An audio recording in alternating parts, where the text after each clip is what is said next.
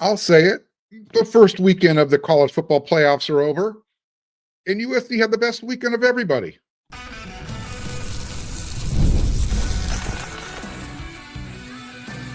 You are Locked On Trojans, your daily podcast on the USC Trojans. Part of the Locked On Podcast Network, your team every day. Fight on, everyone. I'm your host, Mark Holkin, and thank you for making Locked On USC part of the Locked On Network, your first listen every day. Whether you're watching this show on YouTube, wherever you're going to download your podcast, this show is always free, and you know I always appreciate your support. The NFL playoffs are almost here, but it's not too late to get in on the regular season action with FanDuel, because right now, new customers, you can finish the season strong with $250 in bonus bets if your first $5 bet wins. Visit FanDuel.com to get started. Careful, I'm going full homer alert on this first segment. A little bit of hyperbole, but it was a good weekend for USC.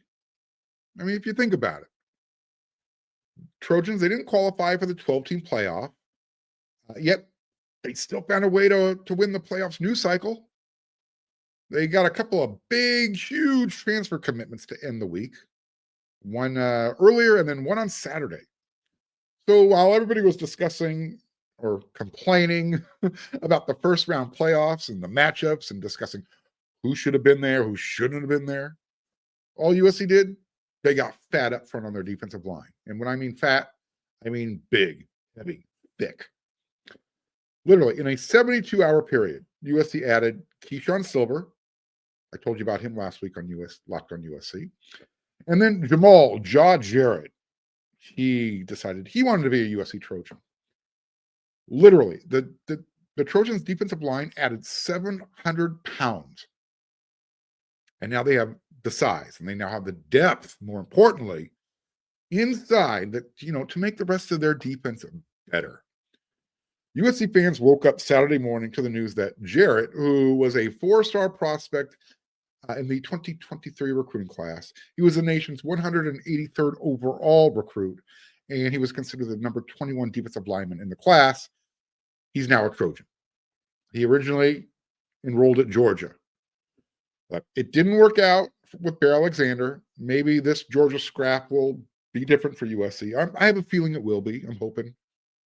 I do. I think it will. I'm talking myself into it. When he left high school, I'm referring to Jarrett, he had a little bit of, we'll call it big Kenichi Udeze baby fat he had to work off. 6'5", 380 pounds when he arrived in Athens. As a true freshman, he played sparingly, I guess is the best way to describe it. He finished with a total of 57 total snaps. He was able to preserve that redshirt year. So, as a redshirt freshman in 2024, he played in 11 games, but again, limited time. And he finished the year with three tackles. So knowing that weight is kind of an issue with him, getting in shape, I think that was his struggle with the Georgia Bulldog program. Jamal Jarrett. Let me introduce you to a guy named Benny Wiley. He's really good at what he does. Like I mentioned last week, when your defensive tackles can get a push up the middle consistently, you're now disrupting the quarterback, their timing, their run game, their comfort level inside the pocket. Everything is gone. And that's what makes your pass rushers and your defensive backs' job so much easier. So now you've added 2 guys from the SEC, Keyshawn Silver, Jamal Jarrett. And if that wasn't enough, remember, I'm closing out how USC finished up their week last week. You got those guys. I told you about Emmanuel Prignon returning. Kamari Ramsey. Both of those guys signed another, 1-year contract. They want to return to USC for the 2025 season. This is huge news. I mean, let's put it all together. You got the 2 defensive tackles. You got your offensive lineman. You got your starting safety. Now USC has 3 of its starters back on the offensive line. The defense has its quarterback that Antonlynn can communicate with through the helmet on the field. Huge. I don't care what anyone says, right? USC had the best weekend I get it. They're not in the playoffs. But they had a really solid weekend. They were able to keep their name in the news. People were talking about them. Sure, Notre Dame beat up on Indiana. Indiana won 11 games. Great story for the Hoosiers and the Fighting Signettis, but their season ended. Notre Dame was, everyone thought and expected Notre Dame to beat Indiana. Yes, it's true. Texas showed Clemson, Dabo Swinney, Garrett Riley, what a balanced offense looks like, especially when you lean into your running game when it's working, and especially when you have a good run defense that's capable of stopping somebody. By the way, quick question, tongue-in-cheek joke. Has anybody ever seen Lincoln Riley and Garrett in the same room at the same time? Clemson had the run game working, and once they got a working going, Garrett Riley went right back to the pass. It's like it runs in the family. So, anyways, had to have a little fun at those guys' expense. Yes, the SEC finally got a big cup of STFU. Anybody who watched Ohio State curb stomp the team that was crying about not making the playoffs, Ohio State throttled Tennessee. I mean, took them behind the woodshed. What was it, 42-17, something like that. Meanwhile, the entire weekend, SEC, ESPN, Alabama should be in the playoffs. You had Lane Kiffin sending out messages on X. We should be in the playoffs. It was really hard to. It was fun to watch, but at the same time, you're like, God, you guys, crybabies. Yeah, the big yes, it's true. James Franklin, Penn State, he figured out how to win a postseason game at home against SMU. And I'm sure Lane Kiffin's team would have fared better than SMU in Happy Valley. Maybe not. So those teams are advancing to the next round of the playoffs. Texas, Notre Dame, Ohio State, and who am I missing? Oh yeah, Penn State. So those four are now moving on. Even though you got teams that are still alive in the playoffs and in postseason play with the bowl games, you're now going to start seeing the teams who have been eliminated. Their roster is going to start feeling the purge a little bit. For instance, Oregon, they haven't even played their playoff game yet, but they lost one of their 5-star wide receivers that was coming in this class, Dallas Wilson. He was committed to them for almost, I don't know, a year, 2 years, a long time. Well, he asked for and was granted his release from his financial aid papers that he had already signed earlier this month. That's how things work now. So tell you what, USC fans, you never know what's going to happen before all this chaos ends. There might be somebody out there already signed with another program who's going to do the same thing. They saw USC had a good weekend. So you know what? All right, they're making the right moves. Maybe I want to go there now. I'm not hearing anything. I'm just throwing out a hypothetical. This is the stuff that's going on. Again, you just never know what's going to happen. So USC is in Las Vegas. They left on Sunday. They're getting ready for the Vegas Bowl for the Texas A&M Aggies. But I think the future feels a lot better now. Starting to feel a little bit better. Again, Prayon's back. Kamari Ramsey's back. And these guys aren't coming back just in a support role. Eric Gentry is going to be playing in the bowl game. The other day, he put out a message on X. Quote, if I only played all season, my fault.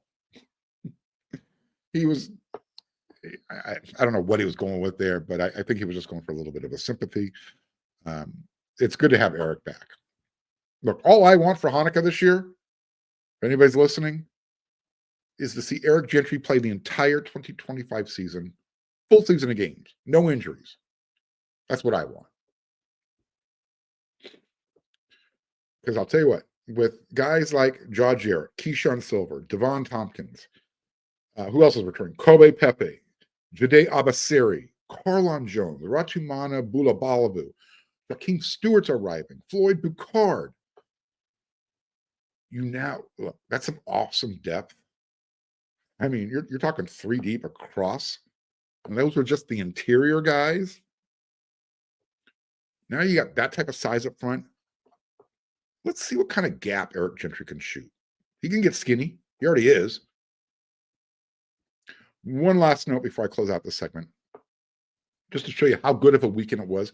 People are starting to notice, and I brought up that wide receiver from Oregon, Dallas Wilson, who wanted to be let out of his commitment, 5-star. Reminding everybody about that. I got a phone call from one of my everyday viewers, listeners, and over the weekend he said, "Hey, Mark, just want to call you and say I'm really psyched with the transfer portal moves that USC's making right now." This gentleman, his son plays Division I football on a team that's still in the playoffs. So if these guys are noticing, don't think the players, recruits, or the programs aren't noticing as well. Again, he just wanted to say, hey, great move. And again, if everybody's starting to notice that USC is playing the NIL game, that doesn't suck, right? Doesn't suck. There's still a lot of time left.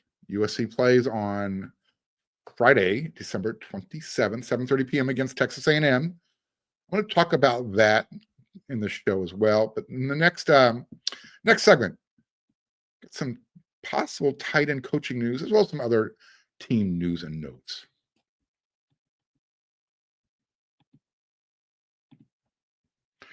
Did Rocket Money help you find any subscriptions you forgot about or that maybe you were paying for twice? Rocket Money made it so easy to track down them all.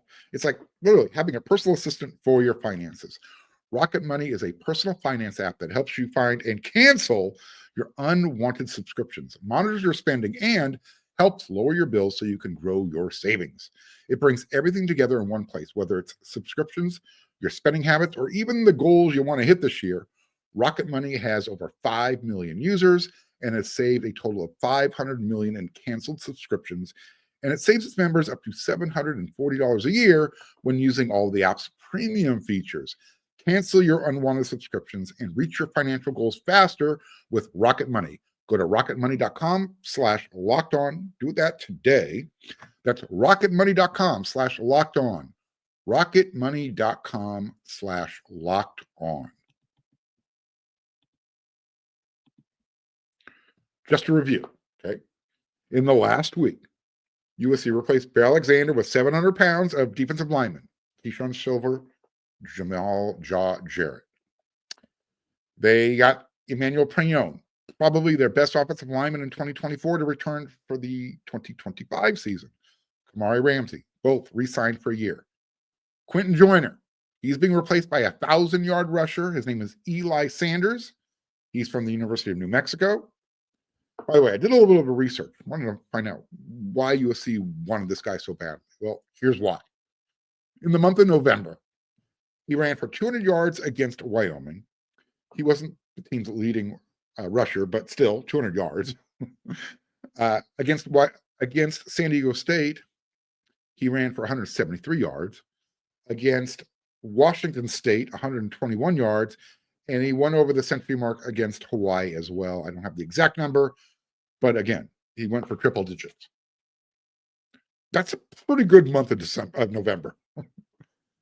That's how he cracked 1,000 yards. Eli also has a breakaway speed, better breakaway speed than Quentin Joyner. I think I read a note somewhere online that he might be the fastest running back in Division I. My listeners, my viewers out there, correct me if I'm wrong. Bring the numbers. Let me know. You know where to find me.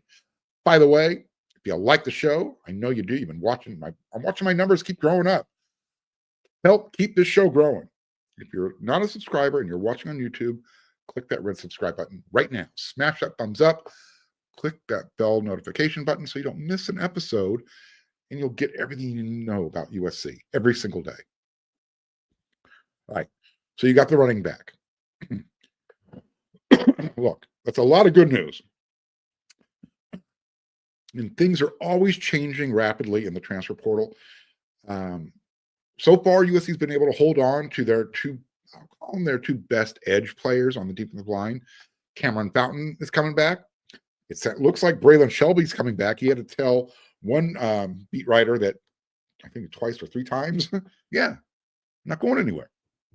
So again, really good news. So you've got Joyner at Texas Tech now.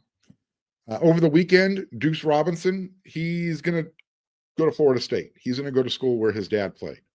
He chose the Seminoles over Arizona State.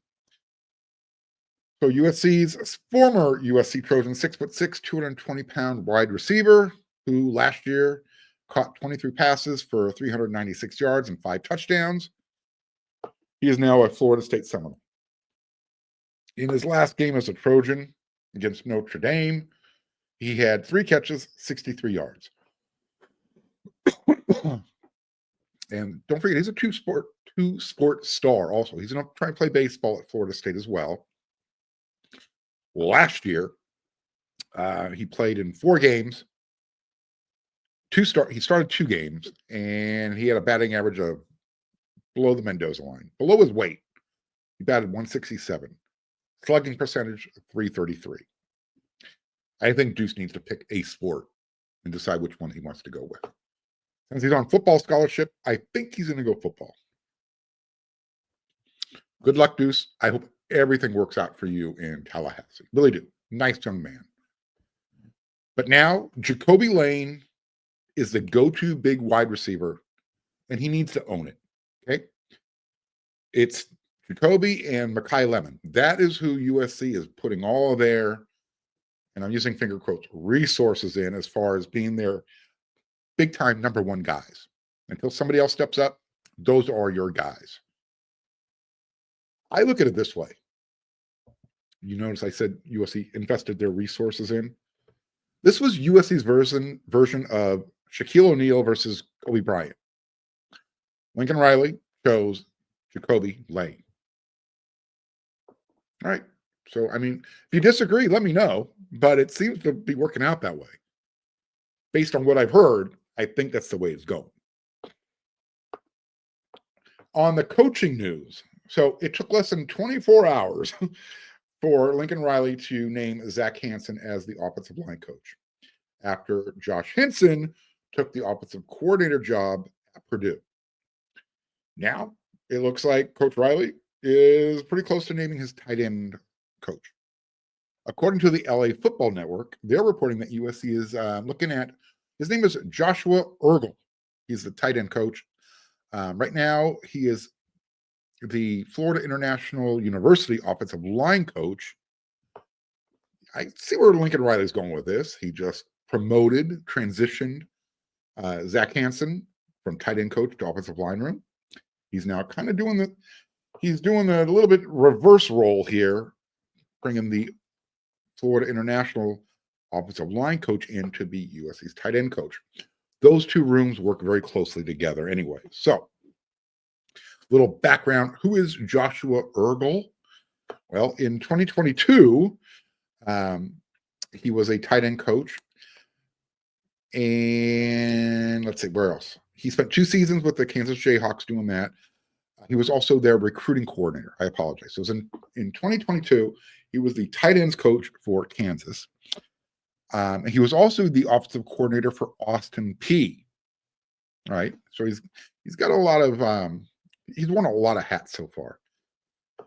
He got a start in coaching at Southern Miss as a grad assistant back in 2003. Now, when he was the OC for the Governors, that's where they go, let's go P, Austin Peay. He literally set offensive records over there. What did he do? 419 yards per game. They scored 340 points in the season, 47 touchdowns. All right, that's not bad. If this is true, if this is who is going to be USC's next tight ends coach, he has offensive coordinator duties under his hat. He has learned how to develop and coach the offensive line room. And he also has interim head coaching duties. He did that at Kansas. So, a lot of boxes checked off. And if he does take the job at USC, he's inheriting I would say, a pretty talented room. You got Lake McRee, who is expected to come back, Joey Olson, Walker Lyons, Walter Matthews, and don't forget Carson Tabarachi. So a lot of talent to work with. And I'm hoping that he brings some of his offensive stylings with him that he's brought in, when he was at Austin Peay and Kansas, Florida International. Maybe he's got some new, fresh ideas from Coach Riley, for Coach Riley. I'll say it again. I said it on a previous episode of Locked on USC last week. I think more than likely, Antonlynn, Coach Riley, they already know who their next linebacker coach is going to be. Look, if they're moving this quickly on their own offensive line coach, as well as their tight end coach, and it appears like they're dragging their heels with the linebacker coach, I don't think so. I think Lynn knows who he wants, and he's either still coaching in the regular season in the NFL, or he's still with one of the teams in the playoffs, in the college playoffs. I know maybe we'll get word soon enough. You never know. Like I said, yeah, you have some teams that were just eliminated from postseason play in college. Maybe USC is getting ready to make an announcement there. I kind of get the impression, the feeling that Coach Lynn's looking for somebody out of the NFL. Now, because they need to get a linebacker coach, and USC needs linebackers, I told you about Eric Gentry. He's returning, which is great. But USC still needs to get a dude out of the transfer portal. And the sooner you get a linebacker coach, I think it'll be a lot easier to convince somebody, hey, that's the guy who'll be developing you. One guy they're pushing really hard for right now in the transfer portal, his name is Ziri Alexander. USC didn't offer the linebacker last year when he jumped into the transfer portal, ended up at University of Central Florida, or out of high school, but they're coming after him now. I guess he's proven himself. USC likes what they've seen in his first 2 years in college. So wearesc.com, the other place where I'm at when I'm not here on Locked on USC every day, they've learned that he's got an offer now, and they're trying to get him on campus. At one point, Alexander was actually committed to Arizona State, but he checked out Alabama over the weekend, so we'll see where that goes. And he's got some familiarity with USC's roster. Alexander and USC's offensive lineman Micah Banuelos, they played together in high school at Kennedy Catholic. So I'm assuming that Micah's on the phone. Hey, come on, man, go play at USC. Let's do this thing together. See what happens. As a freshman at Idaho, he got on the field early. He actually started the last 6 games of the year. And then same thing happened at University of Central Florida. He ended up starting the final 6 games of the year. So once he learns the system, he's ready to take a role, and not just a support role. Guy has, from what it sounds like, really high football IQ. And he might be a good fit for USC, something that they can use. His overall pro football focus grade of 67.5, 67.5, that ranked number 17 in the Big 12, but it would have led all of USC's inside linebackers who took 400 or more snaps this past year. Yeah. So with Rajon Davis now an Oregon State Beaver, good luck, Rajon. I hope you kill it up there. Behind Eric Gentry, there is literally no experience whatsoever at the Mike or the weak side linebacker spot. You've got Desmond Stevens II. He's returning. He played 76 snaps last year. You got to ask yourself, is Garrison Madden ever going to play linebacker for USC, or is he just going to be a special teams dude? They preserved Eli Newby's red shirt last year. He never got in the game, at least on defense. He played a little bit on special teams, but they made sure that they preserved that red shirt. You got Jaden Walker coming back, but he missed most of last year with an injury. So that's it. That's your linebacker room. In fact, those are the guys who landed in Las Vegas for the game. Yeah. USC left for Las Vegas on Sunday, and they'll be out there for a week. game is on Friday night, 7:30 p.m. Again, 27th of December. They're taking on the Texas A&M Aggies. Who are the Aggies? Let's talk about that in the next segment.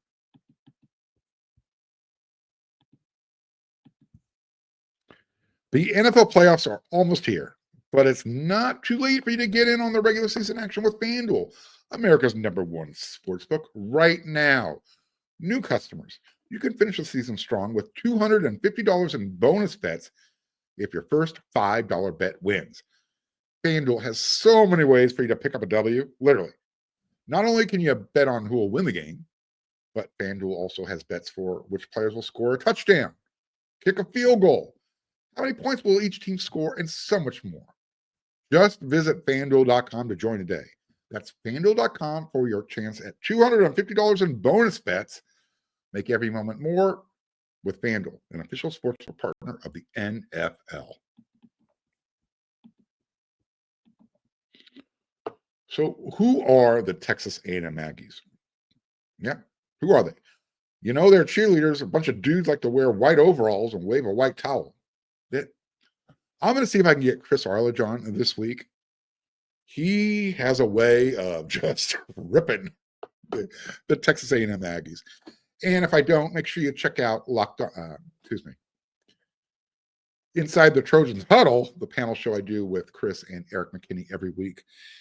I'm sure we'll go all in on the Aggies before Christmas. Excuse me. So overall, Trojans and Texas A&M, they've met 3 times in their history. USC is 3-0. They got a couple of bowl wins against them, including the Liberty Bowl. And the last time the two teams met was back in 1977, the Blue Bonnet Bowl. I think USC put up like 48 points, 48-28, something like that. It was an easy win. Overall, this year, Texas A&M finished 8-4, 5-3 in the SEC. Here's who they played and who they won and beat, or who they won and who they lost to. They opened the year against Notre Dame, lost a tough game, 23-13. Then they went on a little bit of a streak. They beat McNeese State 52-10. They beat up on Florida, which at that time Florida was trash, 33-20. That was in Gainesville, by the way. They beat Bowling Green 26-20. They beat up on Arkansas 21-17. Beat Missouri 41-10. That's when Missouri was considered good, ranked number 9. Beat Mississippi State 34-24. Beat LSU, who was ranked 8 at the time, 38-23. So at that point, you now got 1, 2, 3, 4, 5, 6, 7. 1, 2, 3, 4, 5, 6. Texas A&M was 7-1 at one time. They finished the year 8-4. That's because after the win against LSU, they went on the road and got throttled by South Carolina. They came home, they beat New Mexico State, went on the road, lost a tough one to Auburn, 43-41, and then came home and lost a tough one to Texas, 17-7. So that's how they got to 8-4 and 5-3. Their losses are close to the best teams on their schedule. But did you notice I didn't mention the name Alabama, Georgia, Ole Miss, or Oklahoma? I say Oklahoma just because of the regional rivalry coming from the same conference. I'll say it. This is a game USC should probably win. Both programs beat LSU in 2024. Again, the Tigers were number 8 when the Aggies beat them. Everyone thought, all right, LSU turned the corner. Not so much. And just like USC, Texas A&M had a bunch of dudes jumping in the transfer portal. 19 players, I believe. So USC, same amount. There's no difference there. Not just are guys jumping in the transfer portal for Texas A&M, but a few of their guys are also getting ready for the NFL draft, so they opted out of the bowl game. I'm talking about their deep in the line, Nick Scorton, Shamar Stewart, and Shamar Turner. That's an advantage for USC. Just being honest here. Those guys gone, yeah, big time help for USC. Offensively, Texas A&M will be returning Amari Daniels as their starter running back. But also, they're going to run with Reuben Owens also. So they got a couple good running backs you got to be careful with. You got a wide receiver, freshman wide receiver. His name is Ernest Campbell. And he's considered one of the fastest guys on their roster. So we'll see what happens there. As far as who ESPN expects to win, I was watching the college football playoffs over the weekend. And yeah, ESPN went full SEC spin mode. And it really showed how lazy their research department is. The guys, they just read off their cue cards. They really don't, the Desmond Howards, the Nick Sabans, the Herb Streets, the Fowlers, those guys. Yeah. Anyways, remember, I just mentioned 19 guys in the transfer portal for the Aggies. Their starting defensive line, the Toodaloo. Desmond Howard, he read this off the cue card. This is a narrative. Guys opting in, guys opting out as far as these bowl games are concerned. I think there's a lot going on right now at USC. Guys opting out, opting in the transfer portal. So I'm going to go with the Texas A&M Aggies. I'm going to go with the Texas A&M Aggies as well because I think a lot of the skill guys are not going to be there for USC. That was Nick Saban. I am so sick and tired of the SEC and the ESPN and the ball washing. Yeah. All weekend, they kept crying about Alabama and Ole Miss to a lesser extent. And then all of a sudden, Tennessee happened. It's sad. It's terrible. So yeah, everybody in the world, they're picking Texas A&M to beat USC. I don't know about you. I'm old enough to remember when ESPN and ABC said USC doesn't have enough to match up with Oklahoma in the Orange Bowl. Remember that? Yeah, we all know what happened in that game. And yes, I get it. This isn't Pete Carroll's USC team. But I am just so tired. Everyone didn't expect USC to compete with LSU. Guess what happened? Yeah. All right. It sounds like I'm on a rant, and I am, but look, that's what ESPN, that's what the SEC does to me. I'll be back with another episode of Locked on USC tomorrow. We'll talk about all the happenings. Maybe USC signs another player, signs a coach. So until then, everyone, you know what to do.